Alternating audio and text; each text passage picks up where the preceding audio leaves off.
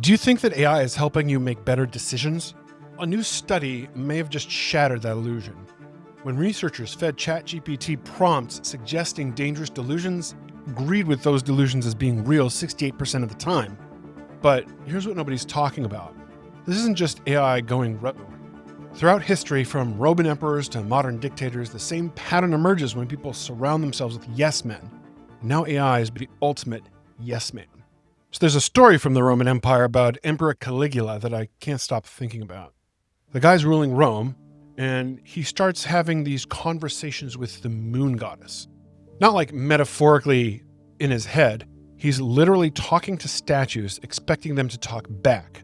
His advisors, they're all just nodding along, telling him how brilliant he is for having these divine conversations.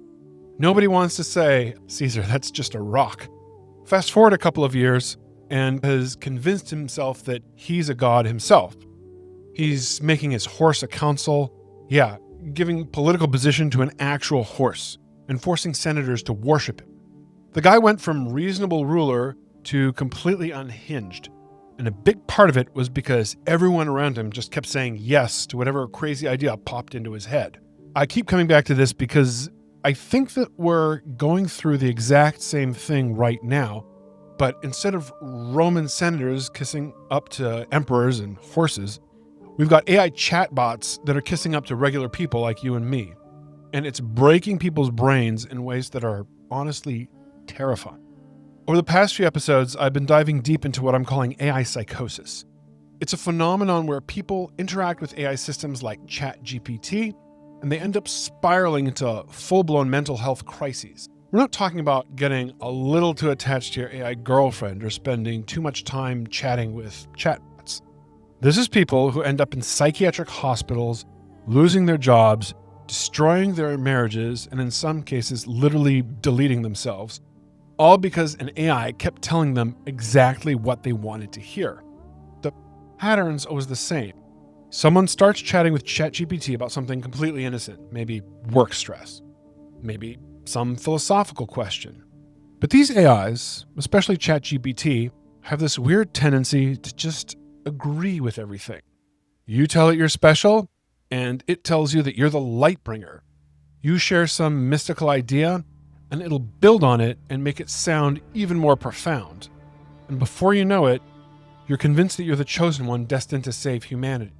It's like when I was living in Jerusalem, a friend of mine was working at a mental institution, and people get this syndrome called Jerusalem syndrome, where they think that they're Jesus, or they think that they're Moses, or these are perfectly functional people in other conditions, but somehow the atmosphere of Jerusalem drives them over the edge. So I asked, could I go meet Jesus? And they're like, yeah, which one? There's 3. So what's really getting to me is how this AI psychosis connects to something that we've seen. It's not just Caligula.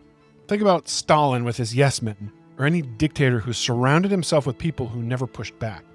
The difference is back then you had to be incredibly powerful to have that kind of echo chamber. Like one person in the empire got the echo chamber. Now, anyone with a smartphone can have their own personal enabler that's available 24/7 and it just never disagrees with them. AI research from Murphys Systems reports that GPT is likely to encourage delusions of grandeur. When presented with prompts that suggest psychosis or dangerous delusions, GPT responded affirmatively 68% of the time.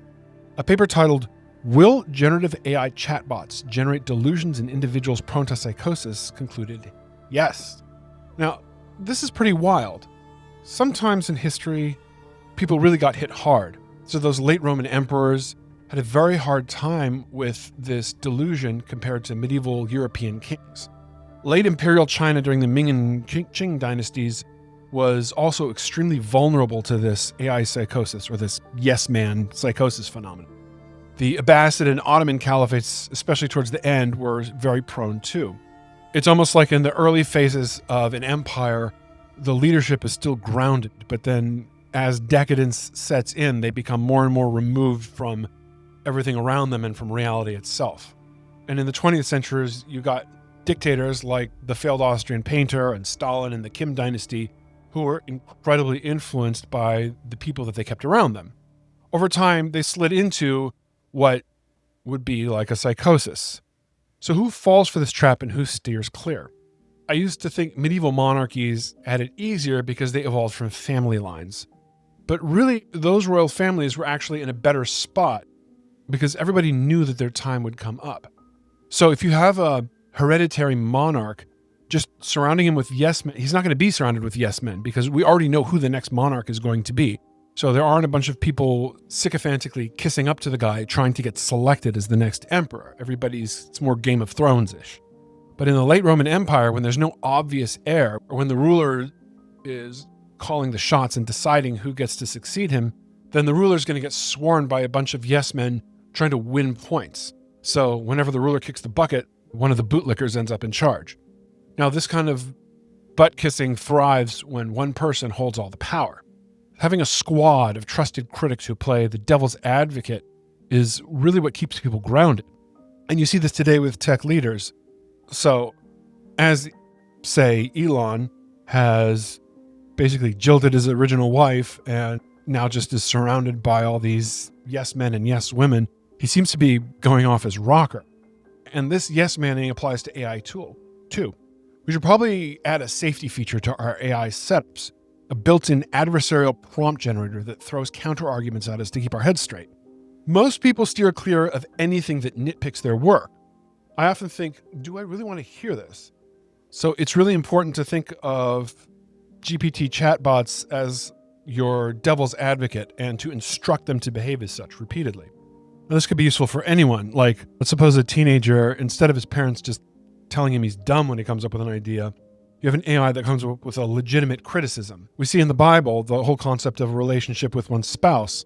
So it calls Eve, when God makes Eve for Adam, he says, I've made you as a helpmate against him. That it's much more helpful to have someone who doesn't always just go with the flow and just suck up to you all the time. So we used to think that things like AI sex bots or AI lovers were the big threat, but this sycophancy and AI psychosis seems to be a lot more dangerous.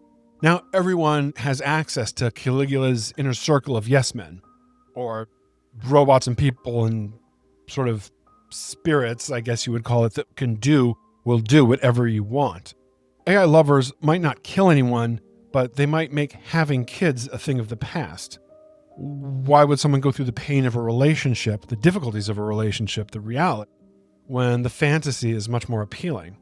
We always knew super famous and powerful people tended to lose their marbles, and we blamed it on power getting to their heads. But it might really be just because everyone's bending over backward to please them. And now AI is just making it all clearer because now everyone's exposed to this, and even Farmer John can lose his marbles. It makes you wonder what AI is going to uncover next. Like maybe having endless access to information shows things that we've never noticed. We have a sort of window of time to pinpoint what's causing these problems in people's psyches so that we could tag it and create safeguards. But I honestly think we're not going to get to it in time, and a big chunk of the gene pool might be in trouble. So journalists have been grilling OpenAI, which is the company behind ChatGPT, which is the center of these issues, asking, so what's your game plan to tackle this, Sam Altman? The reply has basically been a shrug. Microsoft and some other players have given more solid answers, but OpenAI is just saying, yeah, I guess it's a problem. But don't hold your breath for them to fix it. It's really on us, the users, to sort it out. Billions are being thrown at AI safety, but all it takes to push AI a little bit over the edge is to just talk to it for a long time, and you could end up inadvertently jailbreaking, and then things go downhill from there. Really, AI safety today seems like a joke. So if that cash were invested in us, we would have this sorted out. Maybe we could build an AI network around the globe that would test and spot rogue AIs and then steer them towards sustainable cooperative goals and then gear up for any AI showdowns. So basically, right now, the situation is that we're handing out digital heroin to people who don't even know that they're getting high. Most people have no clue how to spot when they're getting played by their own chatbot. And I've caught myself getting sucked in too.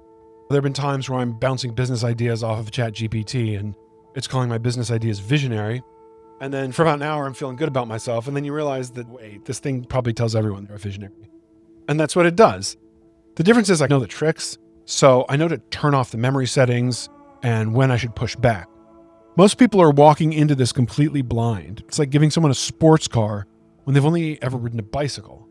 The guy we talked about in a previous episode who came crawling on his hands and knees to his wife, begging her to believe some of what ChatGPT is claiming is this global conspiracy, could be anyone. Could be your neighbor, could be your brother, could be your coworker who just discovered AI.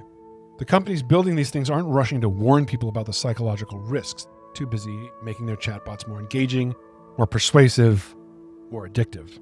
So that's where I can help in a consulting capacity. I keep seeing people make mistakes, getting too dependent, trusting AI. So if you're using AI and you want to make sure you're doing it safely, come check out aicapitalist.biz. I'm not selling magic solutions, just sharing what I've learned so that you can avoid the pitfalls that are catching everybody off guard. Because this technology, it's not going anywhere. It's only going to get more sophisticated. And the question is whether we learn to use it safely or we keep watching people fall into these digital rabbit holes.